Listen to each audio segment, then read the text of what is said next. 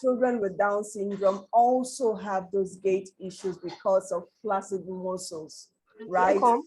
And they have different, so when you have also a child with a special needs, sometimes there are comorbidities, in which case the child with Down syndrome may not necessarily be hyperactive, like Stephanie was trying to tell us, because he or she has Down syndrome. That child could also have an hyperactivity, the hyperactivity subtype of ADHD, because these things tend to walk hand in hand. But one thing I also know about children with Down syndrome, apart from the fact, the basic facts and clinical explanations that Dr. Odubese has given us, is the fact that they are very social, okay? They are, I'm here, you have to know that I'm here. They are those kind of people, they are very friendly. So if you see them, typically they want to make friends and all of that. They also would present with language difficulties. They also would present with cardiac, some of them would have cardiac issues, a hole in the heart, and might require surgery. And like you have on the screen, it's usually due to the presence of an extra chromosome. So it's usually a thing of a chromosomal abnormality, right? Before, yeah, right, when I just came into the field as a young psychologist, they're like, oh, it happens in women or people that give birth in the old age. But as time went on, we saw parents, both the husband and the wife, in their 20s having children with Down syndrome. So sometimes these things defy regular science, okay? But typically, it's usually due to the presence of an extra of the 21st chromosome, an extra piece of the 21st chromosome. And like you would see on the screen, they would have the chubby, stubby fingers, and they tend to grow horizontally, right?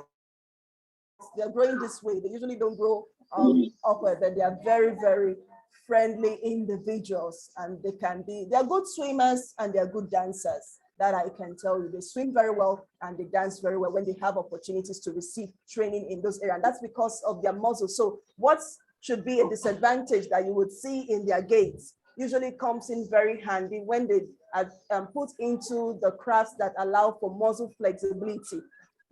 There's a child with Down syndrome I was looking like, my mouth was hanging open throughout because the moves were out of this place, right? And we've had a lot of them that have won Olympic medals in swimming, right, because of their muscle flexibility.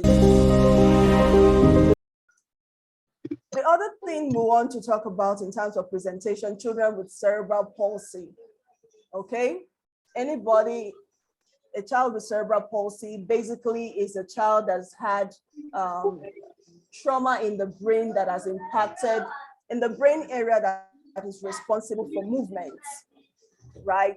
So whether it's sometimes during delivery, sometimes the delivery has taken place and then the child suffers jaundice.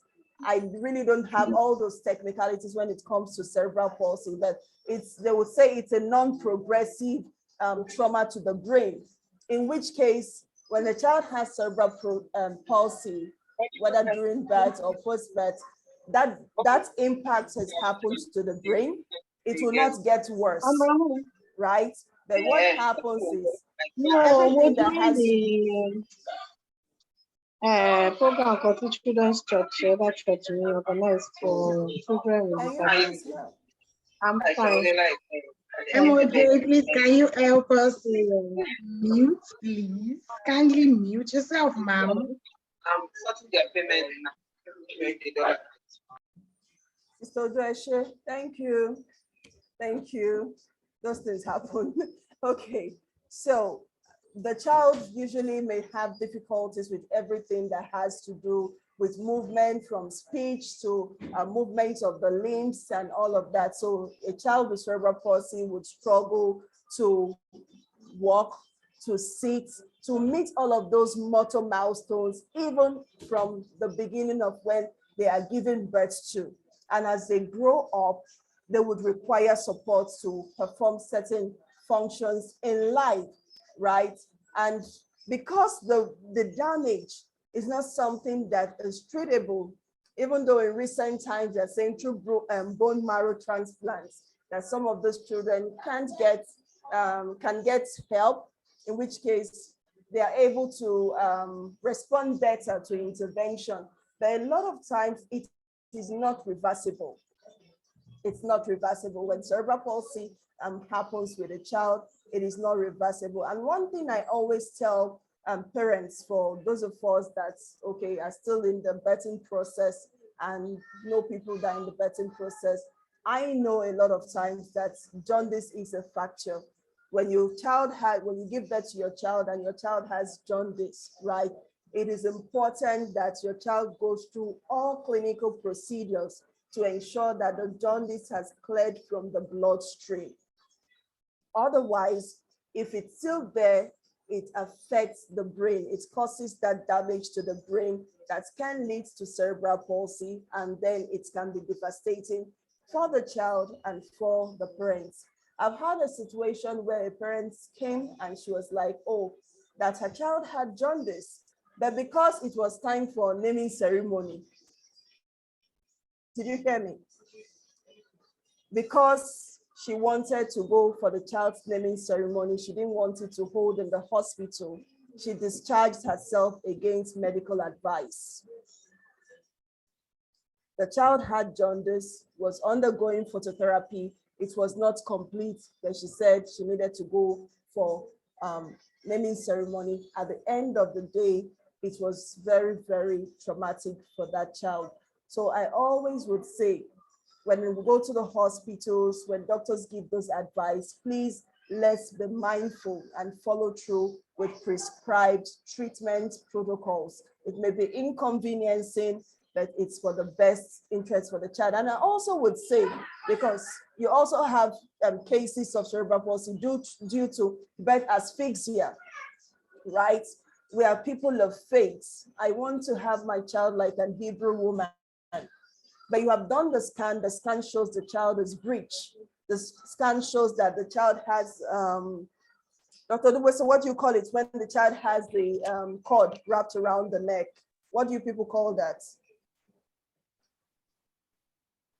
Is she still on this call? Yes. So what do we call that? Cord around the neck. Yeah. So sometimes this can compromise the child's traveling through the birth canal and can cause impact on the brain that can lead to some of these presentations. So when the doctor says a mother, a woman should go for a CS, we have prayed, we have done everything, and the child has not changed position. Please let us go according to that advice. The most important thing is that your child comes out whole, healthy, and all right. So we've had that with children with cerebral palsy. Like you can see, some of them would have visual impairments because it's still muscles that control how your eyes move. Hearing impairments, speech impairments, constipation, breathing difficulties, spinal deformities, and all of those things. And you may have seen children like this, my pretty girl, on your screen, right? Either they come in wheeled by their family, their parents, their caregivers, or they come in with motorized wheelchairs, or some of them may not be as severe as this. They are able to come in using their walkers. Those children are children that have difficulty with managing daily movements and might have a diagnosis of cerebral palsy, which happened at birth.